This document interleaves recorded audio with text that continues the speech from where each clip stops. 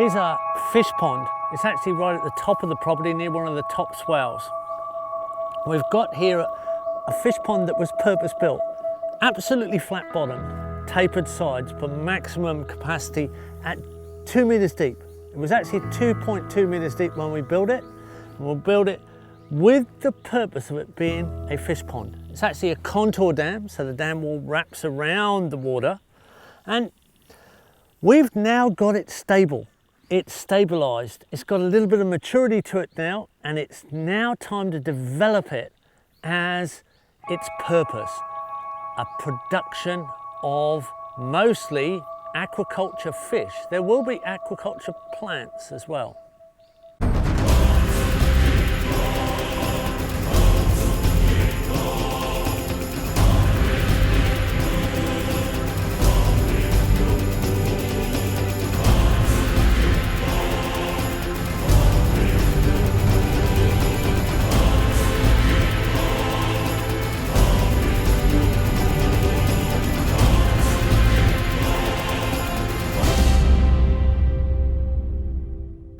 Okay, just going to put this floating weight into the dam, into the fish pond, and our weight takes it under and our float holds it up. So we've got the pipe just below the surface. We're now siphoning water out of the fish pond. We're siphoning water so that we can now work the edge of the pond. We're about to dig a deep section out of the back of the pond so that we can put more functions into this element. In the original small valley that comes into this pond, we're going to dig a small deep pool. It'll have a controlled entry point, and it will have oxygenated water flowing into it. We're going to set up a solar panel that will run a little pump running on solar power up through a whole barrel of gravel. The water will splash through the gravel into the little pool at the back of the dam. The deep little pool will have highly oxygenated water in it that will then enter back to the main fish pond, keeping the water very highly oxygenated. But that will also be the place where we feed our fish. So our fish will come into that little pool at the back of the pond to be fed and for extra oxygenated water if we have a crash in oxygen on a hot summer's night when the pond is full of large fish we've grown out. So it's a safety feature and it's a feeding feature. When we want to harvest these fish, we're going to be able to feed them in that little pool at the back and then shut the door so they're inside the little pond. The cows here are going to go into this temporary cellar around the fish pond. And they're going to clean up the edge. We're siphoning the water down in the fish pond so they will get access to the actual edge of the pond. And they'll do the work for us to clean it up so we can put in these new integrated features.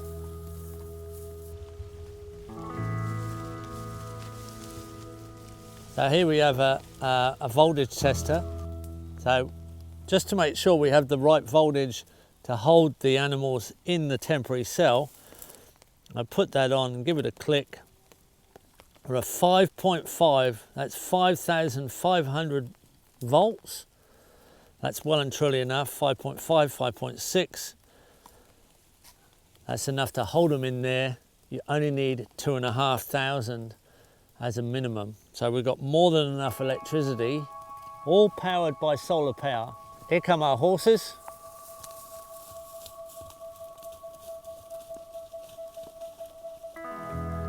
Doesn't really matter whether you're using chickens to tractor the ground, goats to process the weed trees and change the forestry systems, the larger grazing animals to prepare ground for you. We're putting animals into positions where they prefer to be. performing the task they prefer to perform. They do it better than us, they do it more efficiently than us. They actually multi-function because they're actually providing needs for themselves and needs for us and functions. We're gaining meat production, we're gaining egg production with chickens, we're breeding goats, we're milking animals. By positioning elements in spatial relationships to timing sequences, we can move our designs forward efficiently, productively, and into a more abundant situation. We are the instigators of that design evolution. So within 3 days, these 10 animals will have completely cleared this area and done their job, and we can move them on to new pasture. It's easy. We can log the production of function of these animals to the area easily because we know their consumption.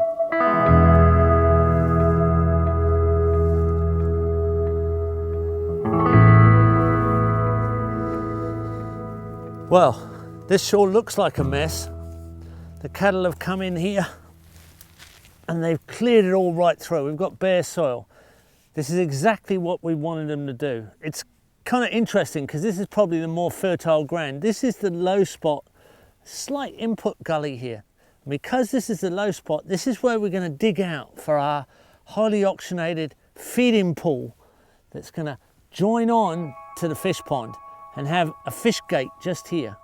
So they've done us a real favour. They've come in and they've just smashed it. They've taken out what they need, they've had a good feed and they've gone. 2 days, they're out. And now we can go to work. What an incredibly hard-working element when you just put them to work doing the right thing. Now that's compaction. On damp ground, you can see the hoof prints gone straight down in there. That's a few 100 kilos worth of pressure gone straight in. You can only stand so much of that. As an imprint, it can be quite beneficial. It'll capture nutrient, it'll capture water, but you can't keep doing it and turn it into concrete. A certain amount is great. It's imprinting of carbon, it's imprinting of nutrient, it's soaking of water. But you've got to time it right. You've got to be in observation. Here's our input line coming off our main irrigation line from dams above us. So we've dropped the water down. We've allowed the cows to come in and clear up the edge for us. And now we can fill the dam back up just by turning this pipe on.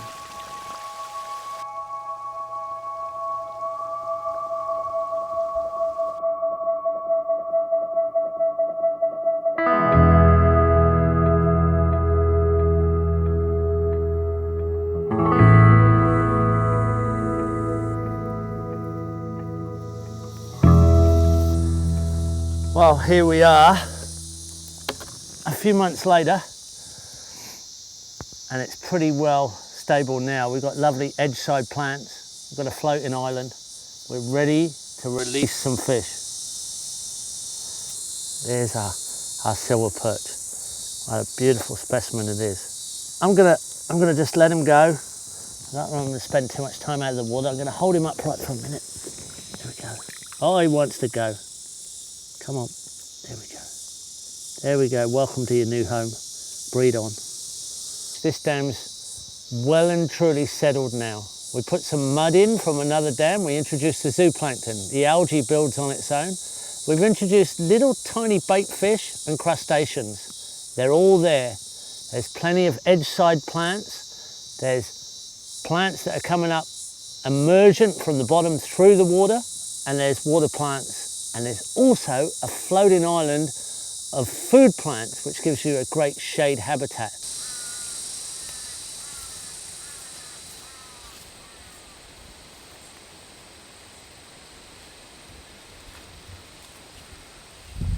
We created a bamboo raft, made it a slightly dished out hollow, and we've filled it with soil on top of shade cloth.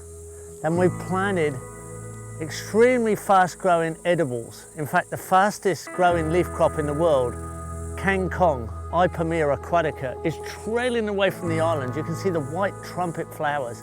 There's also Lebanese cress. Now we've got trellis over the top, and we've also got small solar powered garden lights on the edge of the island. It floats about, and at night it lights up for a few hours while the little batteries last, and attracts moths and night flying bugs, and they fly into the water off the island, help feed the fish. It's also shading part of the pond and creating fish habitat, because there's all these filter roots going down into the water that are helping to filter the water and create edible habitat as an extra diversity and an extra filter in the system. This is not a dog kennel. This is not a dog snoring inside there. That noise is a little bit of appropriate technology.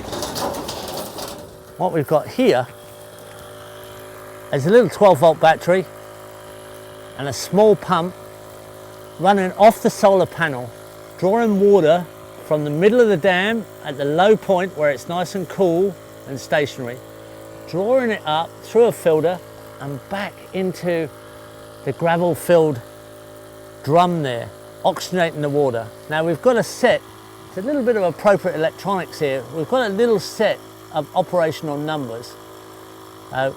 We've got it tuned up so that when the charge gets down to 12.1, just above a straining point on this battery, it cuts out. So it'll run for about an hour and a half after dark, and then it kicks back in about an hour after dawn. So we've got hardly any strain on that battery because it's fully charged every day. We're mostly running on solar power, and we've got a very long-lasting little system. Efficient little pump, efficient little aquaculture, a marriage. Appropriate technology, appropriate protein production. Great stuff. So our little system looks a lot different now to when the cows were clearing the grass around here. We've got our paddle lilies, we've got our edge-side reeds, we've got emergent plants, we've got our floating island, we're stocked with fish. We've got our solar panel pumping electricity with a little bit of oxygenated water going through. This is some of the most productive food system you could ever install. It's 30 times higher in protein production per area than land-based protein. And it's just a gorgeous aquatic ecosystem. This is what we should do, and we should do more of it.